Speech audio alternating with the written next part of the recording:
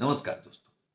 यदि new tax regime और NPS के कॉम्बिनेशन की बात करें तो इस विषय पर मेरे पास इन दिनों कुछ क्वेरीज आई कि अनूप जी जरा बिल्कुल स्पष्ट होकर के बताइए कि क्या न्यू टैक्स रेजिम में एनपीएस कंट्रीब्यूशन का डिडक्शन मिलता है या नहीं। तो दोस्तों इस प्रश्न का उत्तर आपके समक्ष ऐसे रखता हूं कि यदि आप न्यू टैक्स रेजिम में जाना चाहते हैं और ज्यादातर दिख रहा है कि न्यू टैक्स रेजिम ही बेनिफिशियल होगी, तो न्यू टैक्स रेजिम में टैक्स बेनिफिट लेते समय आप एनपीएस कंट्रीब्यूशन को दो प्रकार से बाइफरकेट करें। एक, एम्प्लॉयर कंट्रीब्यूशन।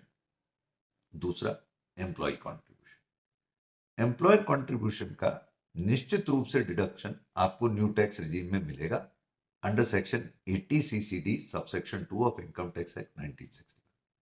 परंतु एम्प्लॉय कंट्रीब्यूशन का specific deduction under section 80 CCD subsection 1 या 1 बी जो मिलता है वो न्यू टैक्स रेजिम में नहीं मिलेगा। ये बड़ी क्लैरिटी के साथ आपके समक्ष बात रख रहा हूं कि अगर आप 50,000 का एक्स्ट्रा कंट्रीब्यूशन कर लें एनपीएस अकाउंट में, या आपका खुद का जो नॉर्मल कंट्रीब्यूशन है एनपीएस में वो होता रहे, इन दोनों का ही डिडक्शन न्यू टैक्स रेजिम में आपको नहीं मिलेगा। तो एक करदाता के रूप में I hope with this short you will have a clarity कि how the NPS contribution deduction would be claimed or could be claimed by an employee under the new tax regime. Under new tax regime, be very clear, आपके employ contribution का deduction नहीं मिलेगा, employer contribution का deduction मिलेगा।